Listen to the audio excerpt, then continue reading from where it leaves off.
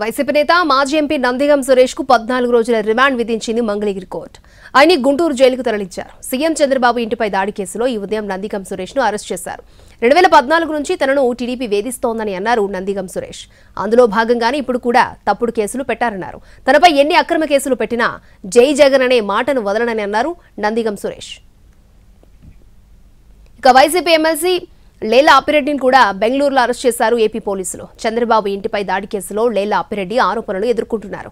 ఆయన మంగళగిరి పోలీస్ స్టేషన్కు తరలిస్తున్నారు.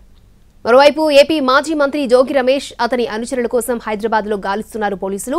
3 ప్రత్యేక బృందాలతో మాజీ మంత్రి కోసం గాలిస్తున్నారు. సీఎం చంద్రబాబు ఇంటిపై దాడి కేసులో నిందితుడిగా ఉన్నారు మాజీ మంత్రి జోగి రమేష్.